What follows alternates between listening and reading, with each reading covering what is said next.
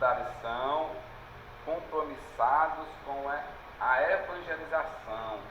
Louvado seja o nome do Senhor. Texto áureo. Porque não me envergonho do Evangelho de Cristo, pois é o poder de Deus para a salvação de todo aquele que crê, primeiro do judeu e também do grego. Romanos capítulo 1, versículo de número 16. Verdade prática. A nossa responsabilidade para a salvação de todos os seres humanos, mediante o Evangelho de nosso Senhor Jesus Cristo, nos torna servo de todos. Louvado seja o nome do Senhor. Vamos ler a leitura bíblica em classe. Se encontra no livro de Marcos, capítulo 16, versículo 14 até o 20. Eu vou ler os pares, a igreja lê os ímpares. Amém? 14. Finalmente apareceu aos 11, estando eles assentados juntamente, e lançou-lhes em rosto a sua incredulidade e dureza de coração, por não haverem crido nos que tinham visto já ressuscitado. Ide por todo mundo, pregai o Evangelho a toda criatura. 16. Quem crê e for batizado será salvo, mas quem não crê será condenado. Quem crê em meu nome expulsarão demônios, falarão novas línguas. 18. Pegarão as serpentes, e se beberem alguma coisa mortífera, não lhes fará dano algum, e imporão as mãos sobre os enfermos e os curarão. Ora, o Senhor, depois de ter falado, foi recebido no céu e assentou-se à direita de Deus. E ele, tendo partido, pregaram por todas as partes, cooperando com ele o Senhor e confirmando a palavra com os sinais que o seguiram. Amém? Querido Deus, maravilhoso Pai, nesta manhã tão gloriosa, Senhor, se encontramos aqui, unidos, reunidos no Teu santo e glorioso nome. Estamos aqui nesta manhã para aprender da Tua santa e gloriosa palavra. Aleluia. Pai, ser com cada um que aqui se encontra. Abençoa poderosamente, Senhor, a nossa vida. O professor, Senhor, no dia de hoje, que vai nos trazer esta lição abençoada, meu Pai. Toma a direção de tudo. Fala conosco, meu Senhor, e que também nós possamos guardar a Tua santa e gloriosa palavra no nosso coração, Senhor. E que nós também possamos fazer a Tua boa e perfeita, agradável vontade, meu Senhor. Usa a cada um, aqueles que não puderam vir, está aqui, Senhor, nesta manhã. O Senhor conhece a causa, a necessidade de cada um. Também nós te pedimos as ricas bênçãos sobre a vida de cada um, em nome de Jesus. Amém. Glória a Deus. Aleluia. Saúdo a todos com a bendita e maravilhosa e gloriosa paz de nosso Senhor Jesus Cristo. Amém. Dando graça, rendendo louvor a Jesus, por estarmos aqui vivos, bem, com nossa saúde em dia, quanto tantos outros que não podem dizer o mesmo. Meus queridos, para começarmos, vamos no início. A leitura bíblica em classe traz algo, quando eu li até ontem, trouxe algo ao meu coração. 14 diz: finalmente apareceu aos 11, estando eles assentados juntamente, e lançou-lhes em rosto a sua incredulidade e dureza de coração, por não haverem crido nos que o tinham visto já ressuscitados. Você sabe o significado profundo disso? E veja, foram 12 que andavam com Jesus 24 horas por dia. E Jesus, havendo repetido várias vezes que a missão dele era se entregar pelos pecadores, flagelado pelos ímpios e ressuscitar ao terceiro dia. Mesmo assim, quando Jesus morre, eles se desesperam, eles não creem, eles não literalmente guardaram no coração deles a palavra do Mestre. E Jesus, ele me dá uma palavra com relação a algo confrontativo conosco mesmo. Será que a gente não tem imitado um pouco os apóstolos nas nossas andanças com Jesus? Porque Jesus, ele pega a nossa vida, molda do jeito que nós moldamos, mas há algumas circunstâncias e dificuldades da vida no qual nós ficamos simplesmente incrédulos. Jesus, ele não tem o feitio de lançar em rosto, mas dessa vez ele teve por uma necessidade. Até quando eu, você, nós estaremos às vezes paralisados pelas circunstâncias da vida, ao invés de realmente nós realmente termos a convicção e a fé de que eu, você, nós estamos nas mãos de Deus. Houve uma vez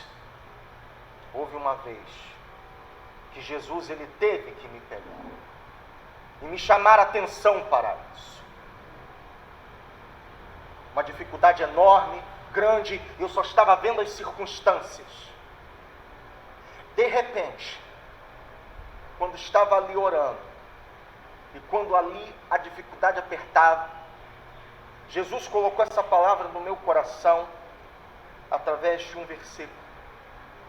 E esse versículo, vou parafraseá-lo, dizia de que ali o Senhor toma ali aquele que o serve e o guarda, o protege. Pronto, é o Salmo 37. E quando ali o Senhor Jesus colocou essa palavra no meu coração e eu criei, Jesus trouxe a solução. O que Jesus me ensinou ali foi: você não está nas mãos de circunstâncias nem de pessoa alguma, você está nas minhas mãos. E foi isso que Jesus fez.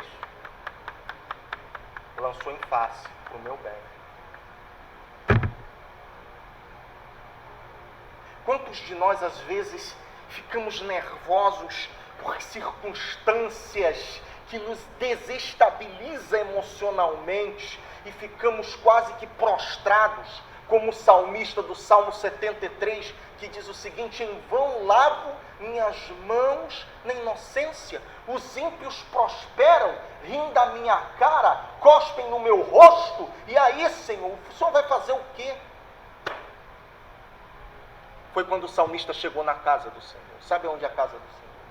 Não é apenas esse templo físico ao qual nós nos reunimos, mas é quando o Espírito Santo de Deus nos pega e nos diz: ei, eu vou chamar a sua atenção para isso aqui. Você pensa que esses ímpios andam de carro importado, que tem apartamento, que tem um bando de coisas? Eles têm a alma cheia? Eles andam em lugares escorregadios, que se você fosse contemplar, você ficaria enojado. Então, meus queridos, façamos a vontade do Senhor sob esse prisma. Estamos nas mãos do Senhor. Não estamos nas mãos de presidente, não estamos na mão de governador, não estamos nas mãos de prefeito, não estamos nas mãos desse pandemônio porque aí estamos nas mãos do Senhor Jesus. Isso incomodou meu coração quando eu li isso. Quantas vezes nós, meus irmãos, Jesus, eu não sei quem Jesus está tratando aqui, eu não sei, mas eu creio de que quando você, meu irmão, minha irmã, colocar isso no teu coração profundamente, não é de uma maneira superficial, eu sei, não é um eu sei de uma convicção apenas intelectual, é uma convicção espiritual. Aí o Senhor vai abrir a porta, aí o Senhor vai fazer aquilo que tem que fazer na tua existência. Então, meus queridos, para o começo de conversa já foi essa bomba que Jesus colocou no meu coração para passar à igreja nessa manhã. Glória a Deus, aleluia. Santo no teu nome, Jesus. Introdução. O reino de Deus cresce à medida que os pecadores vão se convertendo ao Senhor Jesus. A igreja é a única agência do reino de Deus escolhida pelo Senhor Jesus para levar a mensagem do Evangelho ao mundo que perece por causa do pecado. Aleluia. Com isso, nós estamos dando continuidade ao trabalho que Jesus começou. Isso aponta para a importância da evangelização e da obra missionária. Na igreja, ali em Atos capítulo 5, o que diz? A igreja era o quê? Acrescentado o número de salvos pelo poder do Espírito Santo de Deus. Mas para que o poder do Espírito Santo de Deus ele possa realmente chegar às pessoas, precisamos falar do amor de Jesus. Agora, o transmitir o Evangelho é que são elas. Porque há pessoas que conseguem transmitir o Evangelho muito bem com suas atitudes, palavras, trato com as pessoas. Havia um missionário, acho que ele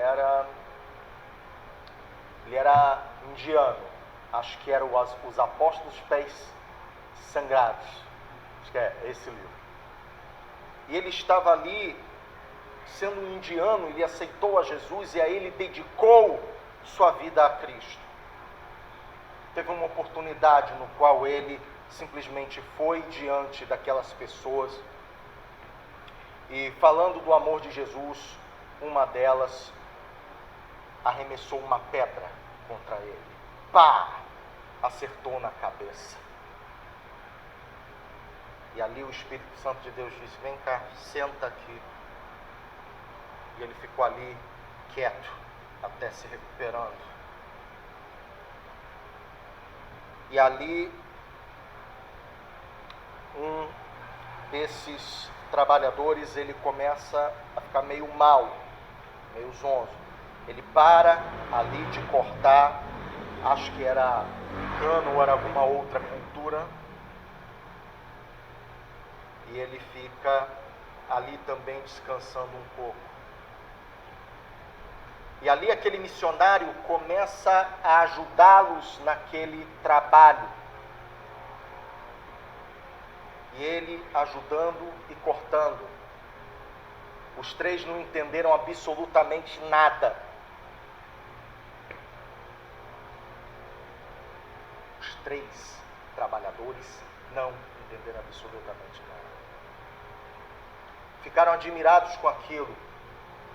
E de repente, meus queridos, aquela atitude trouxe uma abertura para que aquele povo finalmente pudesse ouvir o Evangelho, porque eles mesmos convidaram ele para pernoitar com eles. E ali ele pôde testemunhar do amor de Jesus. E os três aceitaram a Jesus Cristo como suficiente Senhor e Salvador de suas vidas. Falta um pouco isso conosco hoje. Pois é. Às vezes nos concentramos em mensagens como a de Jonathan Stewart, se não me falha a memória, que fala daquele famoso sermão dele, né? Deus, pecadores nas mãos de um Deus irado. E às vezes não atentamos que gestos simples, como uma palavra simples, pode abençoar pessoas e abrir a porta do coração delas para o Evangelho. Evangelho, meus queridos, não é apenas formação teológica, não é apenas viver da casa para a igreja ou da igreja para a casa. É o viver como tratar o seu próximo, o seu semelhante. Como você apresenta o Evangelho como a carta viva que você é. Precisamos pensar de como nos apresentamos diante deste mundo que está aí. Será que somos basicamente apenas aquele crente chato que só quer falar de Jesus, pronto e acabou? Ou temos realmente conteúdo suficiente para uma boa conversa, para uma conversa ao qual, sob a sabedoria do Espírito Santo de Deus, conseguimos levar o Evangelho?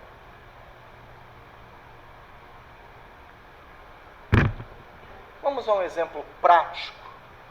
O apóstolo Paulo, por exemplo. Há duas situações em Atos capítulo 17 que são interessantes. Paulo estava subindo no Areópago e olhando todas aquelas imagens de escultura, aquelas estátuas de deuses falsos. E Paulo, dentro do seu coração, ficou revoltado com aquilo. É natural ficarmos revoltados com aquilo. Afinal de contas, se Jesus é o nosso objeto de amor e o cerne da nossa fé, vamos ficar ofendidos com relação a isso. A questão não foi essa. A questão é como Paulo conseguiu controlar sua indignação. Como ele conseguiu controlar sua indignação? Ele pega e ele chega. Então ele começa a participar daquela roda de filósofos. E Paulo, ele começa a fazer o seu desenho do Evangelho frente àqueles homens. Ouviram e creram.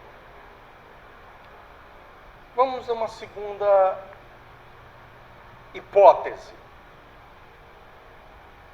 Se Paulo tivesse feito como alguém na década de 90 e chutado aquelas imagens, será que Paulo ele iria ser bem recebido? O Evangelho iria ser bem recebido?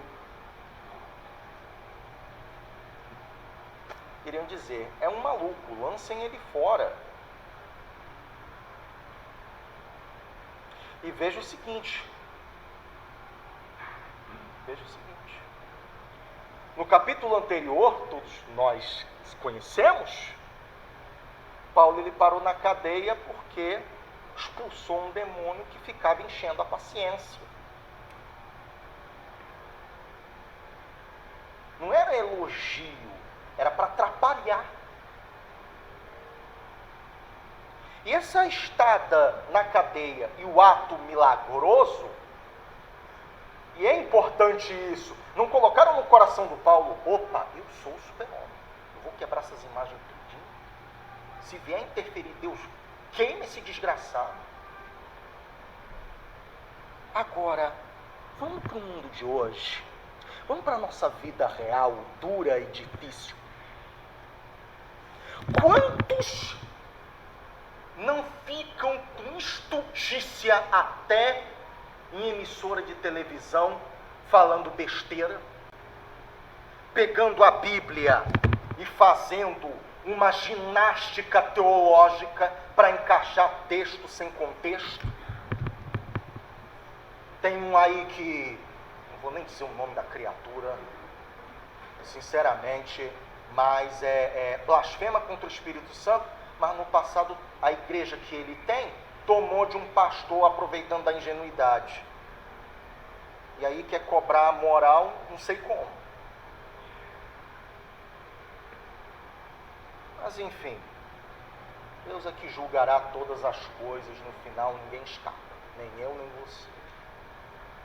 Nem a bendita criatura aí, né? Mas como é que a gente tem transmitido o Evangelho? Olha só como é que as coisas se interligam. Já falei de Jesus sendo o nosso Senhor e Mestre e nos colocando na mão dele. E a subsequência com relação a como temos transmitido o Evangelho. Eu confesso uma coisa, meus irmãos. Eu, na minha juventude, falava do amor de Jesus, mas eu vejo que se eu pudesse voltar atrás, eu teria mudado um pouco mais minha abordagem.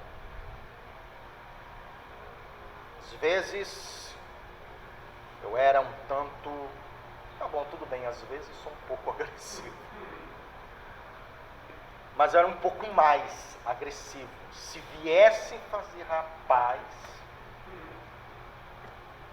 falasse mal de Jesus na minha frente, não, que já...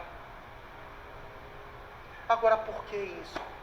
Imaturidade de adolescente.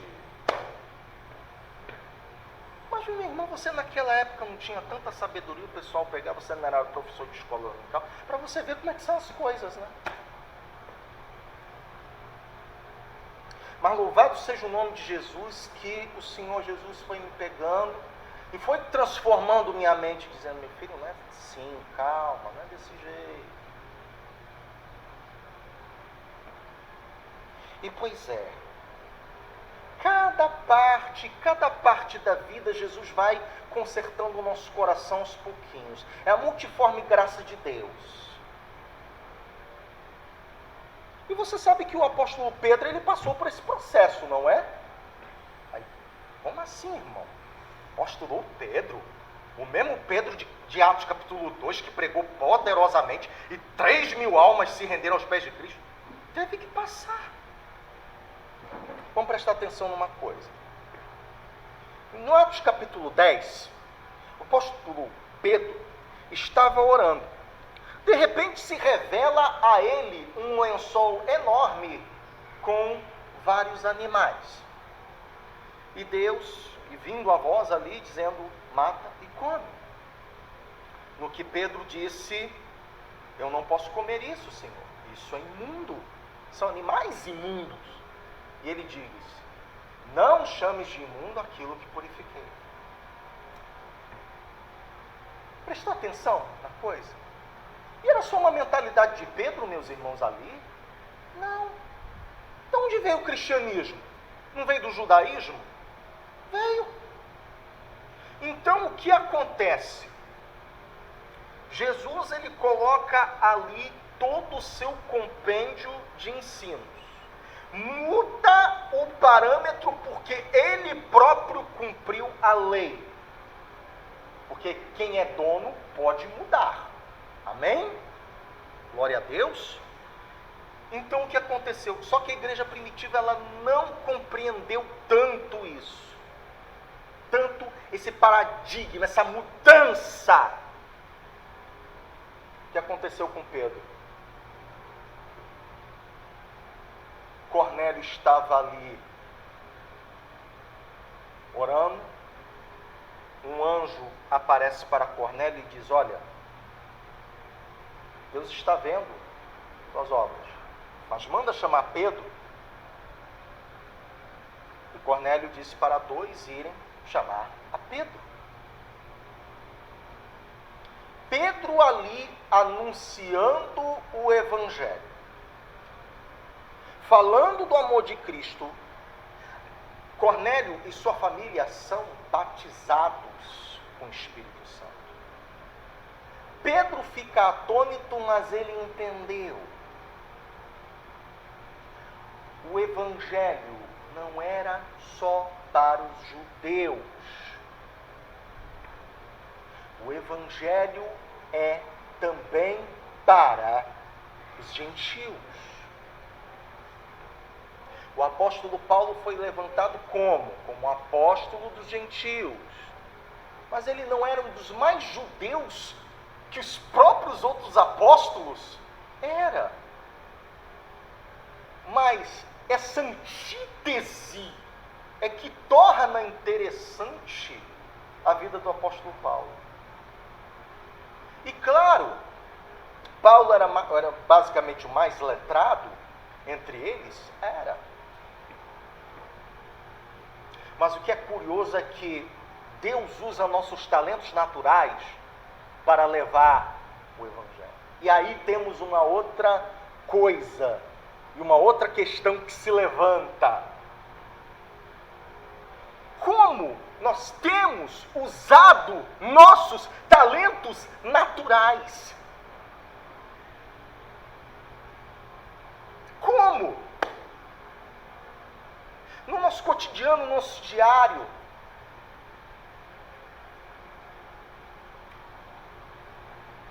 Por exemplo, eu vou dar apenas uma tese, minhas irmãs. Eu não estou me dirigindo a nenhuma de vocês. Mas, uma cozinheira que sabe fazer marmita, pronto. Trabalho simples, fazer marmita. E aí, de repente, alguém elogia a comida dela. E de repente, poxa vida, que tempero ótimo. Como é que você faz isso? É que eu coloco um pouco do amor de Jesus naquilo que eu faço. Olha essa linda mensagem, né? Pois é. Um irmão que é motorista, não é propriamente um irmão, né? Isso! Você precisa capitanear, literalmente, né? Capitanear o seu talento para jogá-lo no Evangelho. E também jogar o Evangelho no talento também. É uma simbiose de mão dupla. Aí o irmão, por exemplo, poxa vida, você não teme dirigir à noite e tal. Não, o Senhor Jesus está comigo. Nota essa estrada como ela é lisinha, lisinha. O homem tem a capacidade de fazer uma estrada lisinha dessa. Mas a própria alma do homem não sabe para onde vai. Porque o caminho é Jesus. Olha que lindo. Irmão, não é algo com relação ao Senhor, não. É apenas uma coisa geral. Eu não estou especificando ninguém. Mas, queridos, vocês entenderam. A gente precisa pegar nosso talento natural. Aí você diz, irmão, mas aonde está escrito isso? Se você observa Romanos capítulo 12, Deus ele quer usar o talento natural para cada um dentro do contexto da igreja. Se é socorro, faça com presteza. Se é ensinar, tenha, se capacite para isso. Então, a partir daí, o que é que nós entendemos como pregar o Evangelho? Pregar o Evangelho não é apenas pegar a Bíblia e ir na praça pública. Mas, quando nós compartilhamos a nossa fé para os outros, de uma maneira inteligente, não de uma maneira grossa. Porque tem irmão que eu vou te dizer. Eu ouvi uma vez, os irmãos vão ficar impactados. Eu fiquei. Eu estava testemunhando debaixo do sangue de Jesus para a honra e a glória dele. Não sou melhor que ninguém porque eu faço isso. Porque mesmo que eu sou salvo, porque foi o que Jesus fez na cruz, não é porque eu faço isso. Mas estava testemunhando do amor de Jesus a um motorista de táxi. Acho que foi até quando fui fazer um desses concursos aí. Um dia Jesus me abençoou para eu passar. Mas eu estava falando do amor de Jesus e de repente ele abriu a boca para dizer uma coisa. E eu digo, meu Deus do céu, a gente já tem um déficit de evangelismo, ainda o pessoal vem e faz isso. Ele diz o seguinte, olha, você falou para mim de Jesus de uma maneira muito agradável. Porque quando eu pego o crente, eles ficam falando de Jesus de uma maneira tão grossa, não foi esse termo, mas enfim, que eu tô louco para chegar, o ponto para ele descer, porque eu não aguento mais. Vê como é que a gente está ultimamente falando do Evangelho de Jesus. Às vezes a gente fala do Evangelho de Jesus como se fosse uma coisa, vamos dizer assim, para lutar contra o ímpio. Não é para lutar contra o ímpio. É claro que algumas vezes você precisa chamar a atenção da pessoa com autoridade. O pessoal quer chamar a atenção para Jesus fazendo ofensas gratuitas. Olha, pecador safado, você vai para o inferno, o diabo vai te comer com farofa, vai morrer da tua cara, não sei o quê. Parece vilão da Disney. Então, meus irmãos, a lição dessa manhã, ela é fundamental. Porque qual é o parâmetro que estamos usando para pregar o Evangelho?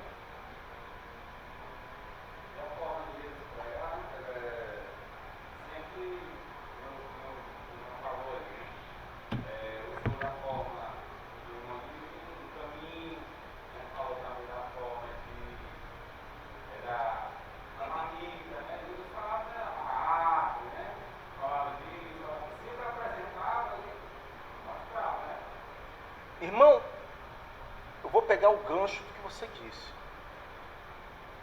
Jesus, ele é o evangelista por excelência. Presta atenção numa coisa.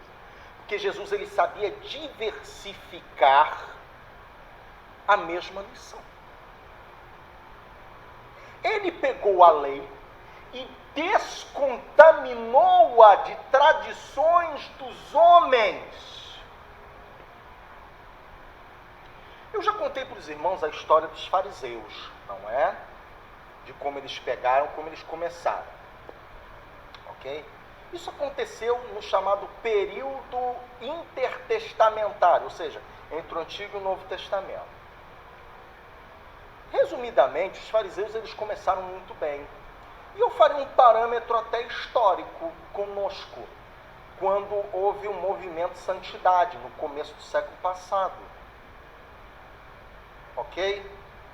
Só que eles degeneraram isso quando eles começaram a fazer o quê? Adivinha? Adivinha não, adivinha é pecado. Eles foram além do que estava escrito. Você nota uma coisa? Que toda vez que alguma coisa dentro do evangelho dá errado, aí você nota, o rapaz foi além do que está escrito. O cidadão ali foi além do que está escrito. Interessante, eu acho que era quando o irmão Jean estava aqui, e eu não tinha percebido isso, sabe? Ali foi uma grande lição para mim. Sabe o que foi? Foi quando ele falou que Eva, realmente, ela foi mesmo além da ordem de Deus. Porque Deus disse assim, olha, todas as árvores você pode comer, mas você não pode comer do conhecimento do bem e do mal. Aí ela disse que não podia nem olhar, nem tocar e nem comer. foi além do que está escrito, foi para o extremo, o diabo pegou como gancho e fez ela pecar. E aí também ela fez que Adão pecasse. O que está escrito é o suficiente. Guardei a sua palavra para não pecar contra ti, porque é só a palavra de Deus mesmo. Agora, o que é que acontece com a religiosidade humana? A gente tem que botar isso aqui, a gente tem que botar isso aqui. Não, isso aqui está muito fraco. Daqui a pouco você tem, como o próprio Jesus disse, uma carga tão pesada que nem mesmo os que estão mandando você carregar, eles carregam. Não ir além do que está escrito está tanto em Provérbios, no capítulo 4, quanto em Apocalipse, no capítulo 22. Só que o Apocalipse, capítulo 22, tem um porém, em que se a pessoa retira o que está escrito, é retirado também parte da árvore da vida. E se a pessoa acrescenta o que está escrito, é acrescentado também o tormento da condenação eterna. Então, meus irmãos, temos que vigiar, usar o talento para a honra e a glória de Jesus, e não ir além do que está escrito. Ponto 1, a evangelização com prioridade. O evangelho não é uma mensagem alternativa, trata-se de uma questão de vida ou morte, vida para os que recebem a Jesus como seu Salvador e morte aos que rejeitam. A divulgação das boas novas de Cristo é tarefa de todos nós. O Evangelho, essa palavra vem de duas palavras gregas. Advérbio, bem, e angelia, que significa mensagem, notícia, novas. Assim a palavra evangelion quer dizer boas novas, boas notícias, notícias alvissareiras. É a mensagem de Cristo que salva o pecador. É o meio que Deus usa para a salvação de todo aquele que crê. Só por meio do Evangelho é que o ser humano conhece a salvação na pessoa de Jesus. Preste atenção numa coisa. Num mundo tão relativista quanto o nosso, em que as pessoas, elas colocam o Evangelho como se fosse uma coisa simplesmente alternativa. Ah, que bom que dá certo para você. Não é questão de dar certo para mim. A questão é que o Evangelho, ele traz a vida, e o caminho, e outro caminho segue para a morte. Você tem várias alternativas para a morte, mas você tem apenas um caminho para a vida, que é Cristo.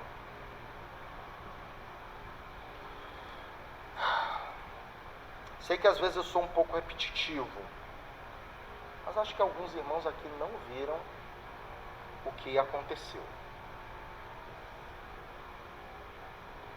Se o meu avô, glória a Deus, se eu tenho parte de sabedoria do Evangelho, foi também pelo exemplo do meu avô, pai da minha mãe. O meu avô sempre falava do amor de Jesus. Veja bem, sempre falava do amor de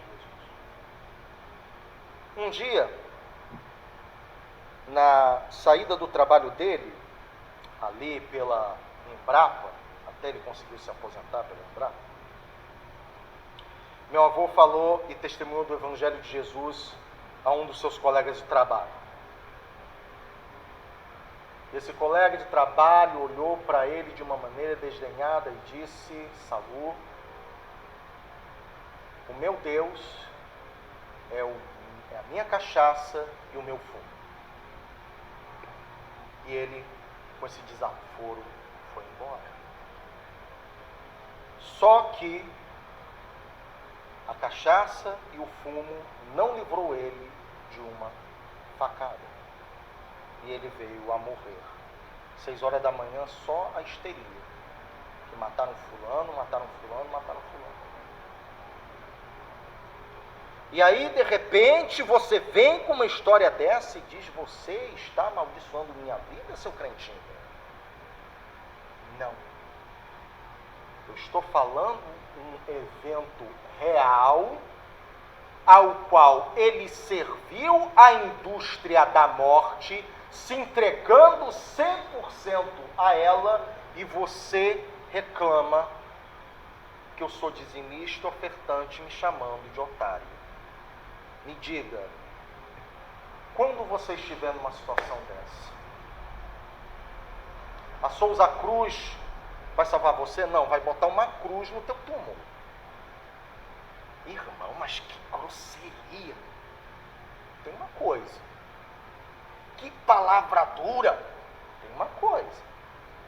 Em João capítulo 6, Jesus ele falou duramente, depois de ter multiplicado os pães. Eu não estou dizendo para ser grosso e incisivo, mas uma palavra dura, numa hora certa, ela traz despertamento ao pecador. Os que não querem vão seguir sua vida. Eu, você, não podemos fazer nada. Há momentos que precisamos ser incisivos e falar do amor de Jesus. Há outros momentos que podemos fazer isso, podemos ser mais suaves. O que Jesus ele ensina como evangelista? De que há palavra para qualquer momento e palavras múltiplas. Não diz a Escritura sobre Deus trabalhar sobre multiforme graça? Vocês nunca questionaram, por exemplo, o cidadão ali teve um impacto de vida num evento e ele se voltou para Jesus. Mas aí tem-se um outro cidadão com um impacto bem semelhante e ele endureceu ainda mais o coração e não quis entregar a sua vida a Jesus. Você sabe por que isso acontece? Porque Deus sabe trabalhar no coração de cada um. Havia alguém que disse uma frase memorável que diz: olha, Deus sabe o que faz, nós não sabemos o que falamos. E algumas vezes, no intuito até de ajudar, acabamos atrapalhando ainda mais. Amigo, você precisa entregar sua vida a Jesus e tal. Cala a boca, né? Não sei o quê, morre, não sei o quê. Fora outros impropérios aqui.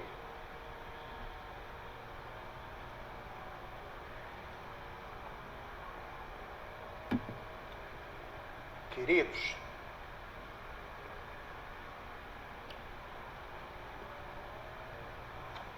Jesus é a mensagem que liberta.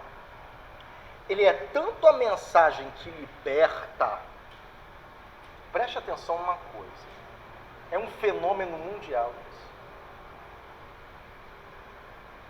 Quando uma pessoa ela fala sobre outros líderes religiosos, o nível de ofensa não é tão grande. O nível de ofensa não é tão grande. Mas você fale do amor de Jesus. É um fenômeno que não se reprisa com nenhum outro líder religioso. Eu falo fora questões de conflitos religiosos, o que já em si já é a questão de uma guerra religioso-política. Não estou falando disso. Eu estou falando na individualidade. Você chegar a um muçulmano e falar do amor de Jesus é um perigo.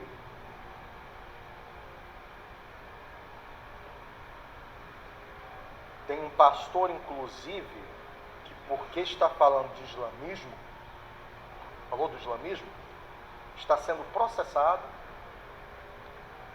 A Polícia Federal intimou ele. A Polícia Federal intimou ele a prestar esclarecimentos.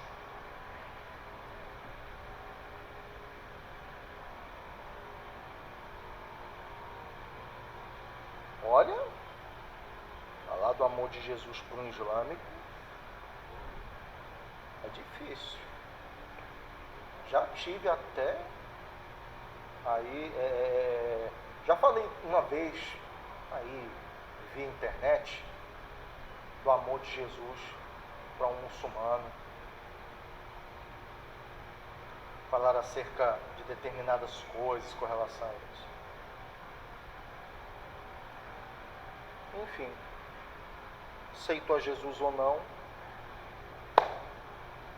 foi mais um debate mesmo.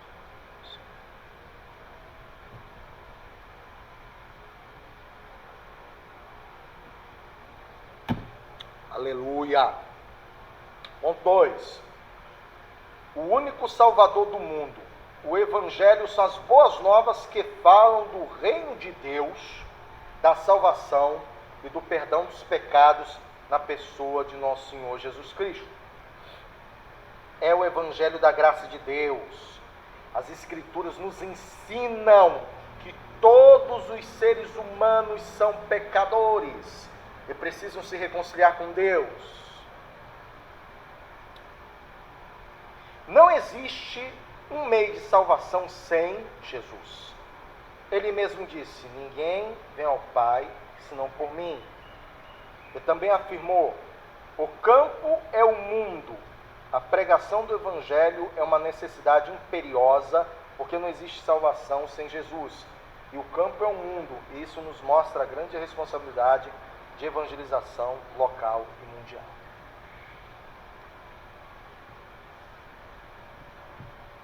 Todos sabem que mundo, pelo menos, no mínimo, tem duas conotações. O de pessoas, por isso o ide por todo mundo, pregai o Evangelho, toda criatura, porque Deus amou o mundo de tal maneira que deu o seu Filho unigênito, para que todo aquele que nele crê não pereça, mas tenha vida eterna. Não ameis o mundo, nem aquilo que no mundo há. Se amais o mundo, o amor de Deus não está nele. Então essa é a última referência, é exatamente o mundo como sistema. E o mundo em João 3,16 são as pessoas.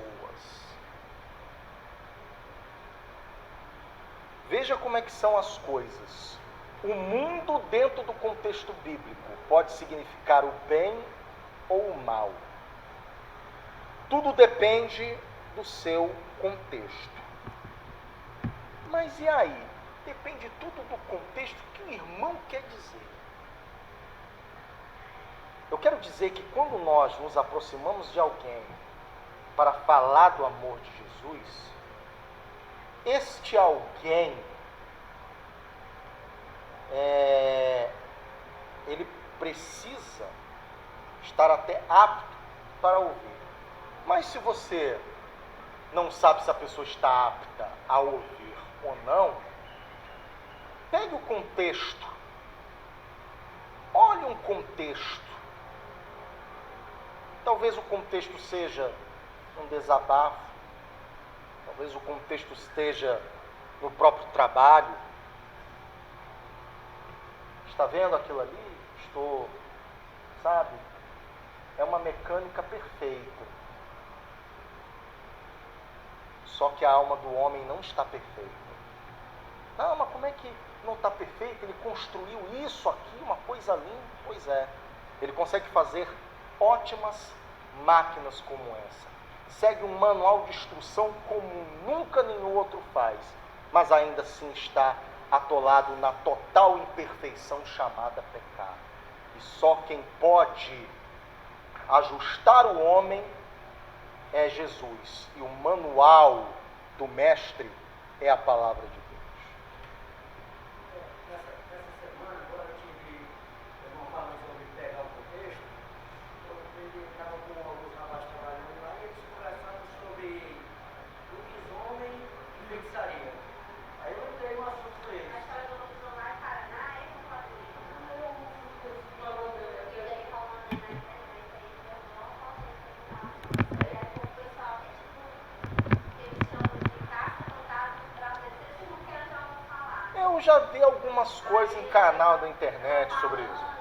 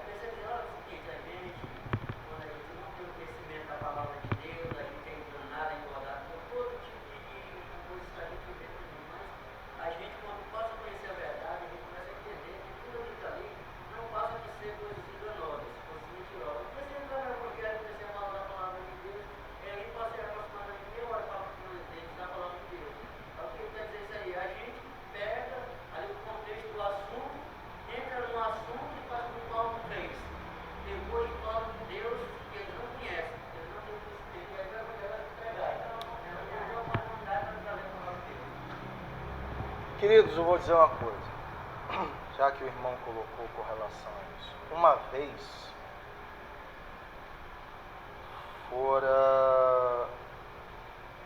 está no meu segundo emprego, mas faz tempo, década de 90.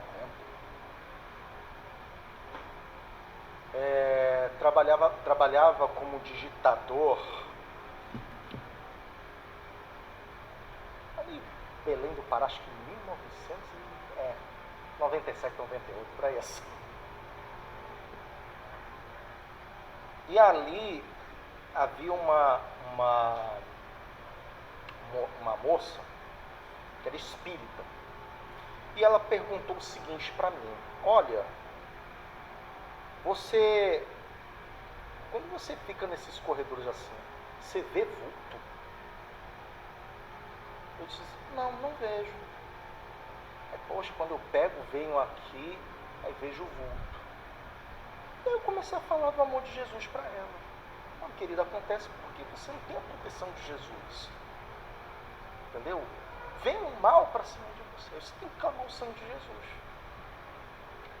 E isso, a gente foi conversando, e isso foi mexendo no coração dela, que ela chegou para mim e disse o seguinte: olha, eu estou com dificuldade, mas eu estou começando a ler a Bíblia. Glória a Deus, coisa linda. Eu não sei como é que ela está hoje, porque também já faz muito tempo, perdi contato. Mas, meus irmãos, é isso mesmo. Agora, pegando um pouquinho do que a irmã Juliana, ela contou. Essa história de portal de outro tempo para cá, isso vem desde o Halloween. Aí por que Halloween o pessoal se veste de fantasia, não sei o quê? Porque eles acreditam que o 31 de outubro para o dia 1º, aí o dia 2, são 3 dias subsequentes em que o portal lá do purgatório, do inferno, sai os demônios e o pessoal se veste de demônio para os demônios não reconhecerem. Quer dizer, uma bobagem tão hedionda. Parece que é muito mais baseado na história do irracionalismo do demônio. Uma coisa, enfim, uma coisa aí meio Idade Média mesmo. Mas, vamos continuar. 3. Uma agência legítima. Oh, meu Deus.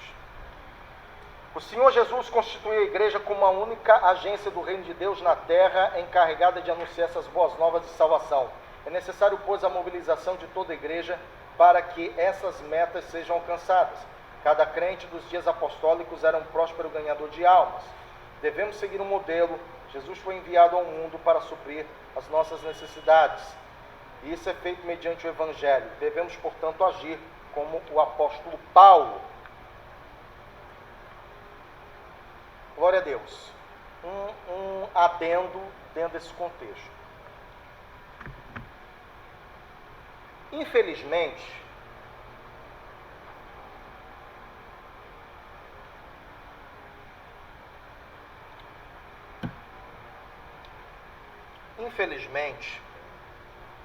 nem todos, mesmo dentro da igreja primitiva, eram hábeis pregadores. Mesmo porque o que a Bíblia coloca em Hebreus capítulo 5 é de que há pessoas, correto, que ainda vivem no básico, ou seja, só se alimentam de leite. E não tem um alimento sólido, por quê? Porque ainda só ficam no básico. Tanto é que tem que explicar tudo de novo o que é o Evangelho de Jesus para ver se levantam aquele voo. E tem que ficar explicando. Por quê? A pessoa, aliás, pelo tempo que se passou, as pessoas deveriam já ser mestras na palavra de Deus, mas não são, porque só querem viver o básico. Sabe o que se aprende aqui? O que isso tem a ver com evangelização, irmão? Sabe o que isso tem a ver? Se você não consegue decolar a sua vida espiritual, você não vai conseguir fazer com que os outros também decolem. Sabe por quê? Questão muito simples. Você só entrega aquilo que está dentro de você. Por exemplo, vou dar um exemplo aqui. O que você acha que tem por aí na internet uma cidadã aí, só para não chamar de outra coisa, que teve uma visão de uma entidade umbanda? Está uma polêmica isso. É a mesma que... Ai meu Deus, como é que eu vou dizer isso? Que disse que mulher não pode manifestar uma determinada alegria nos seus momentos. Entendeu? Pois é. Entenderam, né? Aí ela disse que não, tem que fazer em silêncio. Aí de repente eu olhei aquilo. Rapaz, isso é Bíblia? Onde está? Aí a mulher recebeu agora a visão de que... Veja o seguinte, quando Hebreus capítulo 5 fala acerca do crescimento espiritual através da Bíblia, sabe o que está dizendo? Que é através da Bíblia que você treina, está escrito, o discernimento do bem e do mal. Agora, quando você vê absurdos como esse, é porque a mulher não é treinada na Bíblia. Ficar recebendo revelamento de não sei o quê, de que é Deus, que é com não sei o quê, a não sei o quê, que é da ciência, que nasceu da lua, que não sei o quê. Mas eu estou pensando profundamente mesmo, sério, começar a gravar uns vídeos sobre esse tipo de pataquada. Aliás, e de outras pataquadas também, né? Inclusive aí teve uma seita que, meu Deus do céu, eu li isso ontem, eu não acreditei. Eu fui dar uma pesquisadinha, sabe? Não é para engolir qualquer coisa. Uma seita que tinha, né, uma profetisa ao qual eles dizem que é uma extensão da Bíblia, ela, né? E fizeram um filme usando uma atriz de filmes adultos.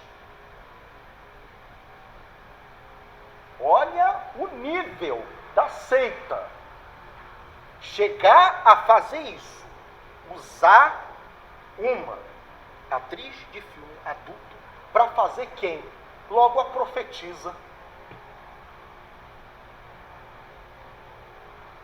Parece que eles estão fazendo uma confissão subliminar da prostituição espiritual ao qual eles vivem. Não parece? Então, meus irmãos, toda vez que você exercita o seu discernimento dentro da Escritura, você não é enganado por relação a isso. Agora, tem gente que vai exercitar discernimento espiritual, ou baseado em visão, ou baseado em profetisa, ou profeta, ou não sei quem. Sai tudo torto. Não sei qual dos irmãos tem experiência com relação a isso. Eu não tenho, né? Mas para você fazer um muro retinho, você precisa do prumo. Você coloca aqui, pá, puxa o fio do prumo, pá. Para quê? Para você não perder a linha. Você não pode ir no olhômetro. Se for no olhômetro, você perde o parâmetro e o muro sai torto. É a mesma coisa a vida espiritual. Em que objeto você está colocando a sua confiança para discernir o bem e o mal?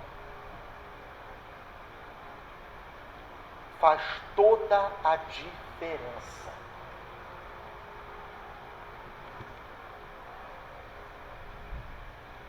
Dois, Jesus morreu para salvar todos os seres humanos. A extensão da obra expiatória de Cristo tem sido debate ao longo dos séculos, mais especialmente depois da Reforma Protestante. Não se pretende aqui fulanizar, pois o que nos importa é a compreensão do assunto à luz da Bíblia. Beleza? Glória a Deus. A nossa teologia. Antes convém ressaltar que a nossa teologia pentecostal vem diretamente das Escrituras Sagradas, sem intermediação dos teólogos da Reforma Protestante. A teologia pentecostal que nossos pais nos legaram não teve nenhum teólogo ou reformador como intermediário. CPAD vem publicando vários volumes, a coleção de todas as revistas da Escola Dominical, publicada desde 1930. Em nenhuma delas há citação de teólogos ou reformadores para ensinar, esclarecer, ilustrar ou embasar uma interpretação bíblica. Nossa teologia original, estritamente bíblica, é um dos legados deixados por nosso pioneiro. Vamos separar um pouquinho isso aqui.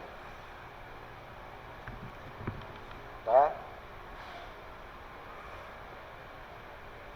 Isso aqui é, vamos dizer, pero que no mucho. Mas por quê? Tem a ver com relação que Jesus ele disse, olha, ide pelo mundo, ide fazer discípulos.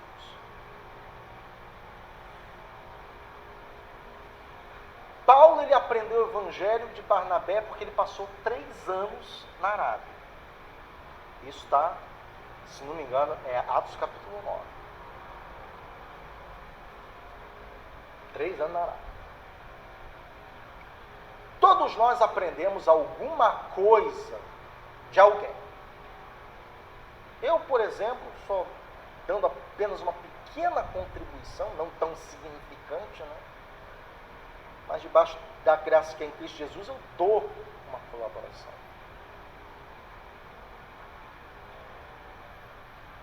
Mas aqui, esse ponto número 1 da nossa teologia, o que se quer dizer? Se quer dizer que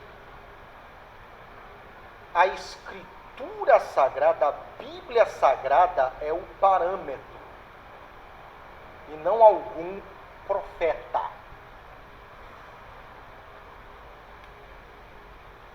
Vou abrir um parênteses aqui com relação à questão de profecia. Qual é a diferença da profecia da Bíblia para uma profecia que alguém, usado pelo Espírito Santo, coloca aqui no púlpito? É simples. A profecia que alguém tem, usado pelo Espírito Santo aqui, ela tem que se submeter à profecia da revelação geral da Escritura Sagrada. Só que teve aí alguém, perdão, só que teve aí alguém confundindo uma coisa com outra, justificando a profetisa que fizeram um filme, né? É esse mesmo rapaz aí. E aí confundir revelação geral da Escritura com revelação individual de uma pessoa. E não é dessa maneira que funciona. Se você, meu irmão, irmã, recebe uma profecia, o que você tem que fazer? Discernir pela palavra de Deus. O pleno discernimento, de repente, vai o irmão, ou a irmã também que seja, da oração, do manto, e aí vem, meu irmão, eis que vejo não sei o que, não sei onde na tua vida, porque vai acontecer assim, assim, assado. Aí de repente você começa a prescrutar essa palavra e diz, peraí,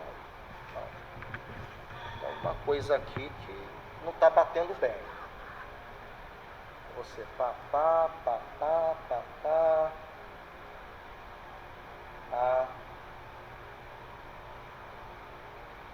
aí você vê, você discerne pela palavra de Deus, e aí você chega à conclusão, é verdadeiro, é falso.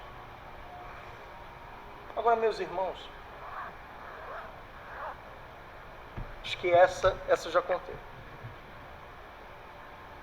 Tinha um irmão desesperado, aconteceu aí, tinha um irmão desesperado, porque tinha pedido macaco hidráulico para mudar o pneu do carro. E de repente, o irmão não sabe, ele virou, foi, não sei o que aconteceu. Quando ele volta, sumiu. Ele tinha já trocado o pneu, mas aí sumiu. Era para entregar e ele pegou, foi na congregação, pediu oração. Meu Deus, meu irmão. Chegou com um irmão só. Aí estava de bizu minha irmãzinha, né? E, enfim. Aí o irmão, poxa irmão, olha, o macaco era emprestado. Eu não sei como é que eu vou falar para o homem lá, sumiu. E o irmão desesperado. Não, meu irmão, vamos orar. E aí chamou as irmãs, né? O círculo de oração para orar. E aí, de repente, começaram a orar e ali. E a irmãzinha que tinha ouvido de rebarba, né? Vamos dizer assim. O papo diz assim: eis varão que te digo, não te preocupa, o macaco que está perdido está comendo banana.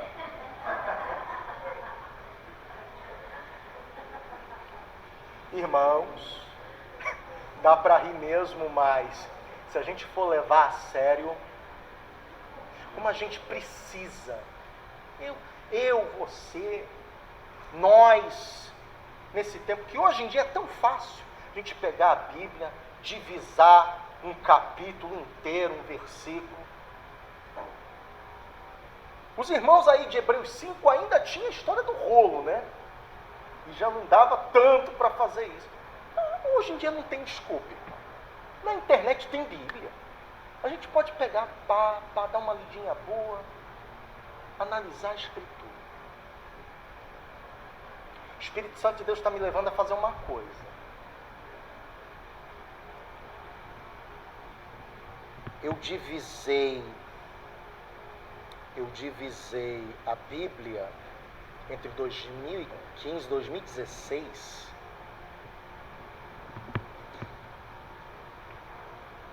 Toda a Bíblia dividida em textos.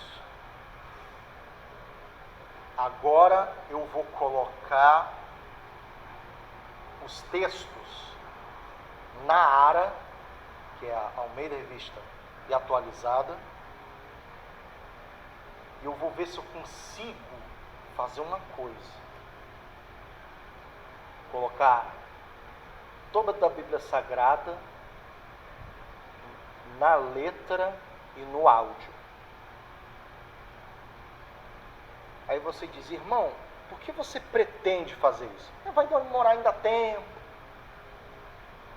Mas por que o irmão pretende fazer isso?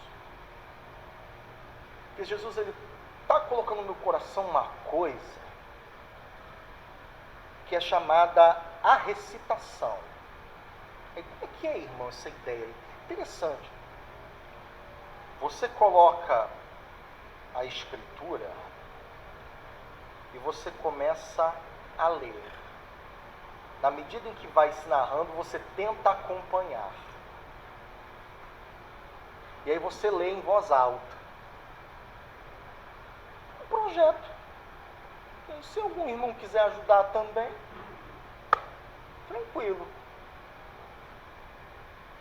Mas por que recitar, irmão? Porque é ótimo para a memorização. Uma vez, isso aqui eu vou contar uma coisa de família rapidinho.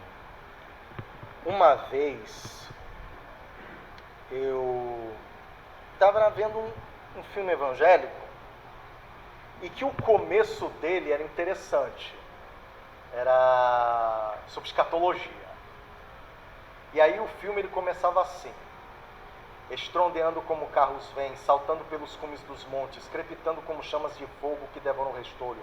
Como um povo poderoso posto em ordem de combate, diante dele tremem os povos, todos os rostos empalidecem. Mas Jesus disse em João 3,16, porque Deus amou o mundo de tal maneira que deu seu Filho unigênito, para que todo aquele que nele crê não pereça, mas tenha vida eterna. Sabe como eu memorizei isso? Eu peguei o DVD e fiquei repetindo. Quem estava do meu lado? Quem estava do meu lado? Meu filho, acho que tinha uns 2, 3 anos. E ele me viu fazer aquilo. E ele começou também a falar. Estrangueando pelo caio vem, da linguagem da criança. Então, meu querido, aí esse parêntese é só para dizer que você é o sacerdote da casa. Se você começa a ficar falando de coisa perto de criança, ela vai gravar. Teve uma vez, olha só como é que é a coisa, como é que evangelho não é apenas você falar do amor de Jesus para os outros, mas também para os seus. Uma vez, teve um irmão que estava reclamando com a esposa dele. Rapaz, mas lá vem aquele pastor das caras e a criança de butuca só ouvindo. Mas tá bom, a gente vai receber ele mesmo assim, legal. Tranquilo. Aí chega o pastor, o pastor, a paz do Senhor, abraço de tamanduá, terrível. De repente, ele ficou sentado e a criança começou a olhar para um lado, olhar para o outro. E aí o pastor começou a perceber, né, que a criança ficava olhando muito para ele e olhava para um lado e olhava para o outro. Aí o pastor, meu queridinho, algum problema? Sim, é que meu pai falou aí uma meia hora atrás que o senhor tem 2 caras. Cadê a outra?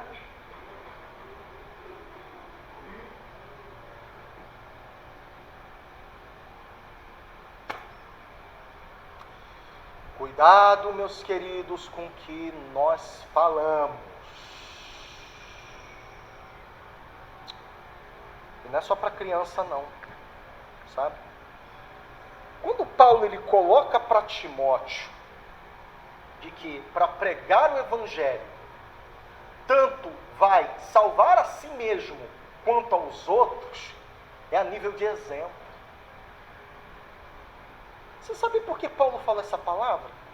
Porque Timóteo, ele era um jovem pregador, assumiu uma congregação que é uma grande responsabilidade. E o pessoal, e vamos dizer assim, que havia um movimento feminazista na igreja. Não tinha nem esse termo, né? Mas enfim. E que ficava desprezando Timóteo porque ele era novo, você não tem idade para ser pregador, que história é essa? Um fedelho fedendo a leite. E aí Paulo, ei, vem cá, você tem a unção do Espírito Santo. E você está aqui porque o Senhor te chamou, não foi um homem. Só que não compreendia. Fala do Evangelho, Timóteo, fala do Evangelho. Há tempo é fora de tempo, mas fala do Evangelho. Não interessa o que os outros acham. Então, meus queridos, é isso. A palavra de Deus, ela é dada por alguém que tem experiência. Mas esse alguém que tem experiência não tem o direito de estender a palavra de Deus além do que está escrito. Como já foi falado anteriormente, há consequências terríveis quando a pessoa faz isso.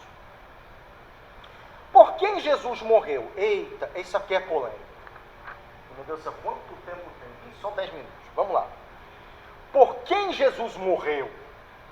Essa é uma pergunta interessante. Há muitas discussões teológicas sobre o tema, mas nos últimos tempos os debates se concentram entre duas interpretações das Escrituras: expiação limitada e expiação ilimitada.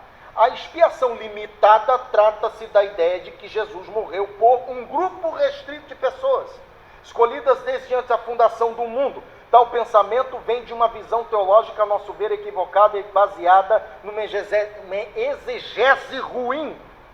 Como acontece numa interpretação forçada de 1 Timóteo 2,4, que querem afirmar querer Deus que todos os homens se salvem e venham ao conhecimento da verdade. Os teólogos defensores dessa teoria então concluem que se trata de todos os homens crentes. Rejeitando essa linha de interpretação, esse é um exemplo, entre outras passagens bíblicas, que eles interpretam de modo a ajustar a sua teologia. Expiação ilimitada. Isso significa que o Senhor Jesus morreu por toda a humanidade. Esse ensino recebemos de nossos pais, os quais usaram a Bíblia como fundamento dessa doutrina. Jesus é o Salvador do mundo. Testificamos que o Pai enviou seu Filho para Salvador do mundo, e não somente de algumas pessoas. A expiação foi realizada em favor do mundo inteiro, e Ele é a propiciação pelos nossos pecados, e não somente pelos nossos, mas também pelos de todo o mundo. Por isso Jesus mandou pregar no mundo inteiro e a toda criatura. É um erro teológico afirmar que a expiação é limitada. Jesus morreu por todos os pecadores. Qual é a argumentação de quem sustenta a expiação limitada?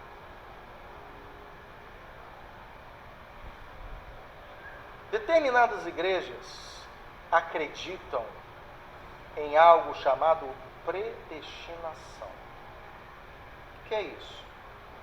Deus já escreveu todo o roteiro da nossa vida e somos inescapáveis ao destino final.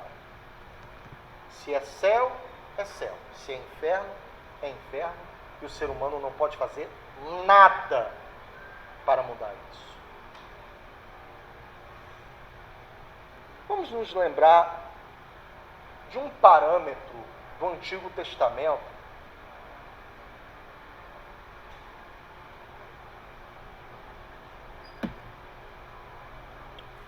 em Jeremias capítulo 18.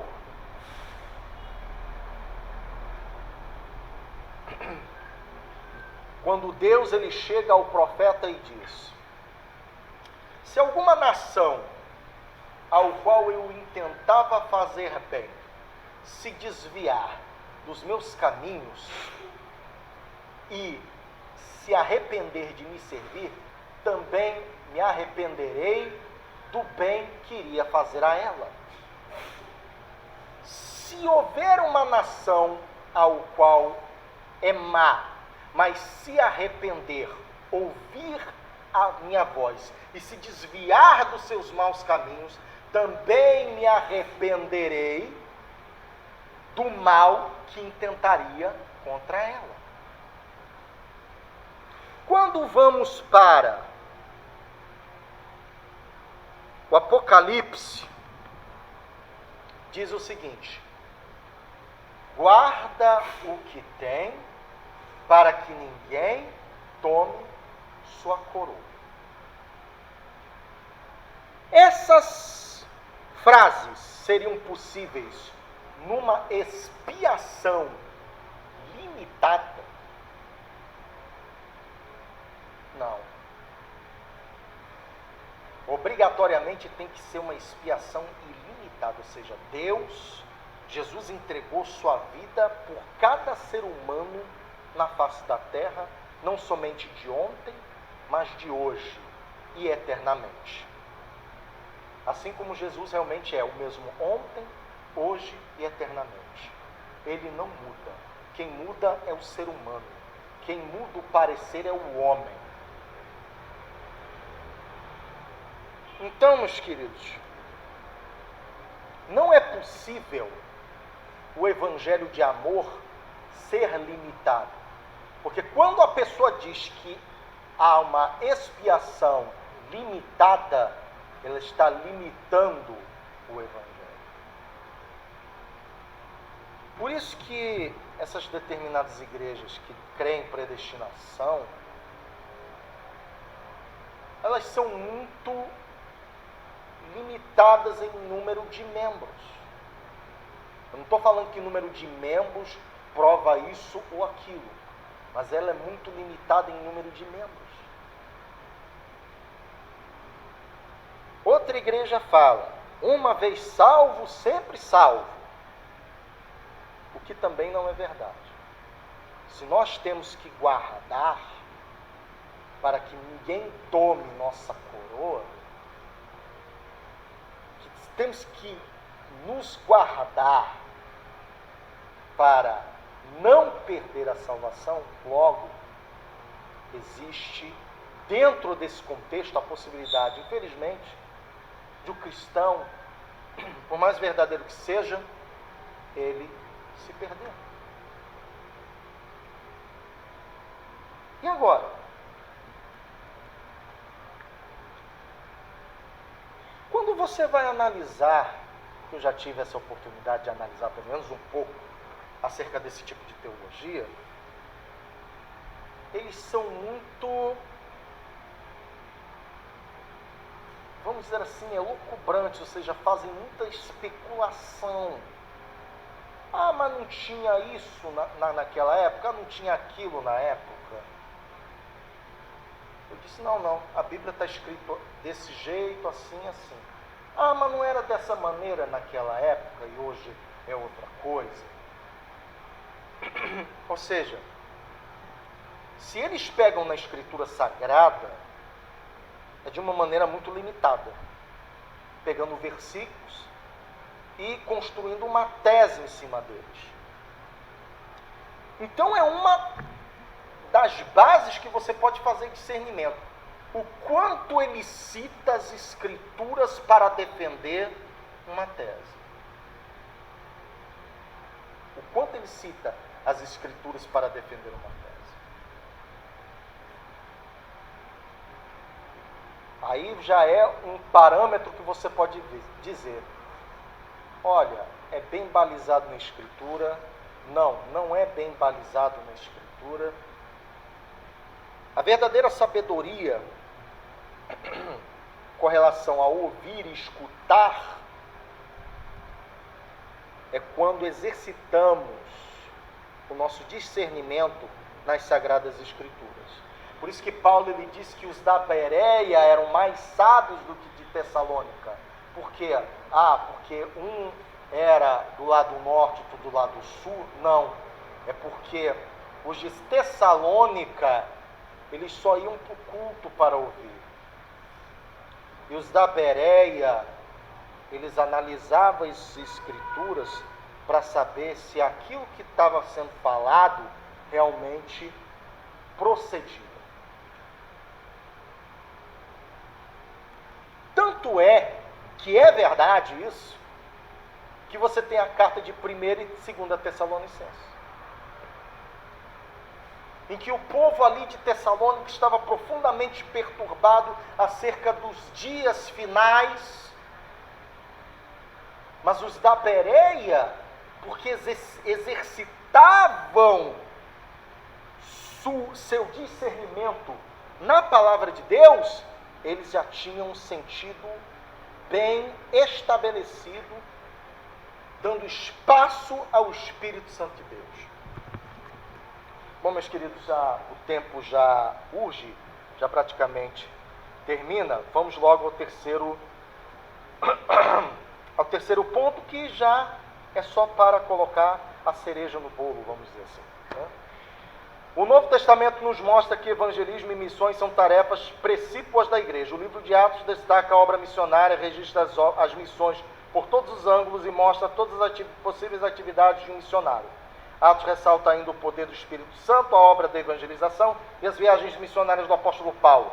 Evangelização é o ato de comunicar as boas novas de salvação a todas as pessoas por meio de palavras e ações.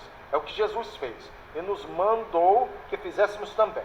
Isso significa testemunhar com ousadia a ressurreição de Jesus pelo poder do Espírito Santo. Geralmente é uma ação acompanhada das obras sociais. Essas coisas são características da autêntica igreja cristã. A visão dos pentecostais clássicos, desde o avivamento da Rua Azusa, era evangelística e missionária. Até se pensava a princípio que o dom de línguas era para pregar aos pagãos ao redor do mundo.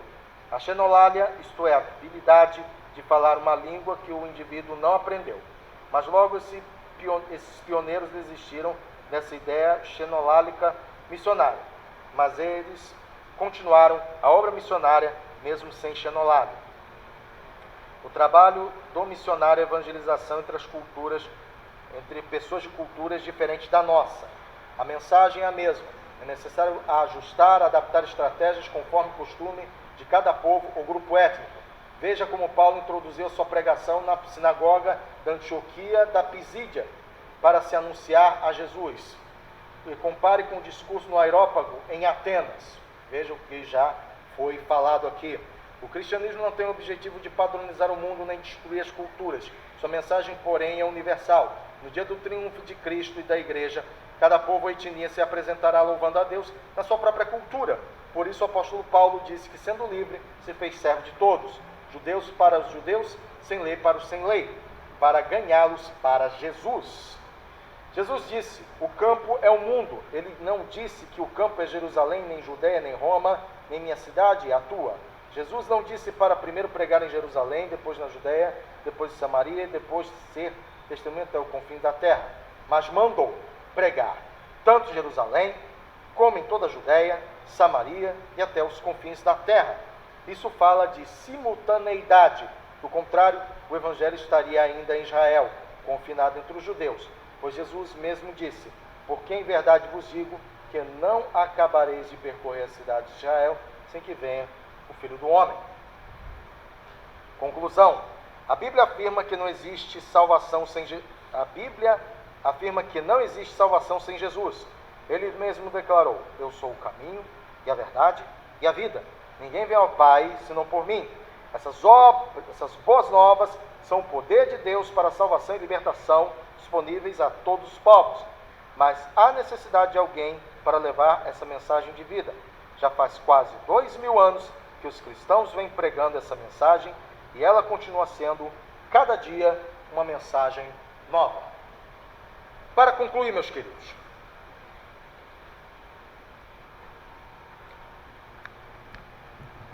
o Evangelho de Jesus sendo pregado a cada vida. E quando Jesus ele diz para haver a pregação em Jerusalém, em Samaria, e indo, Jesus ele coloca uma própria denotação de transformação da vida do homem, que é de dentro para fora. Porque Jesus em Marcos capítulo 7 coloca que o mal procede do coração do homem, porque dele vem todas as formas de pecaminosidade. Sabe o que aconteceu dentro do contexto do nosso movimento santidade? Na verdade, foi deturpado ao longo dos anos. É transformar a pessoa de fora para dentro. O pecador chega na igreja e diz: você não pode mais usar essa roupa. Misericórdia, tire esse piercing do diabo da sua cara. Faça isso, faça aquilo. E por que não funciona dessa maneira? Porque Jesus quer trabalhar no coração dessa pessoa, através do Divino Espírito Santo. Nossa função não é moldar caráter, mas é a do Espírito Santo de Deus. Nossa função é ensinar a Escritura Sagrada, sem apelos para visões ou dogmatismos, ao qual não promove edificação nenhuma.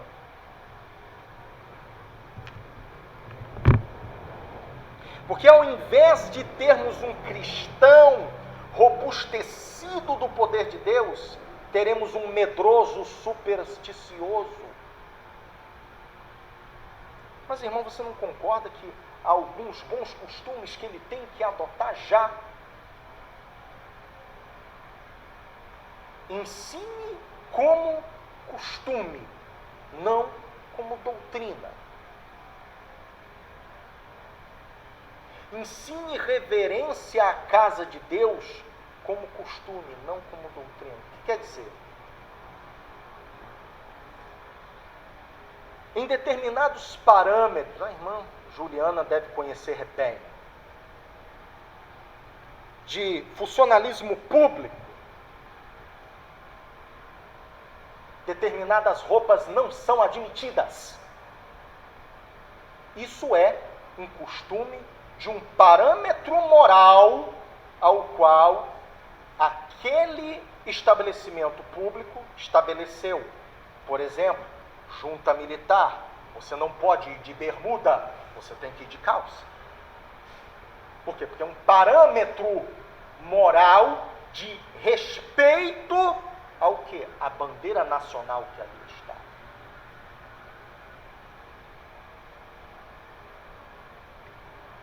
Já tem movimento até para derrubar esse tipo de coisa. O mundo e as pessoas agora acham que isso seria uma forma de autoritarismo. Não, é de respeito. Você demonstra respeito por aquele símbolo que está ali.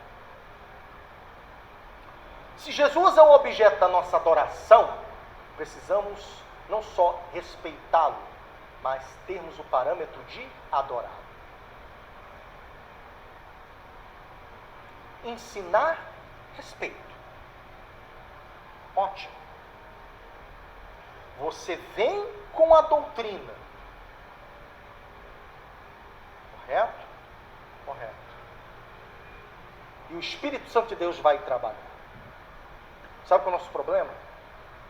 Foi durante muitos anos atrás. É pegar o pecador, vem cá. Irmã, vem cá. Dá umas roupas para ela logo de uma vez. Tá, assim, assim, assado. Quando não, né? Dizer o seguinte, olha, você vai ter que comprar roupas novas. Senão você não vai poder vir para a igreja.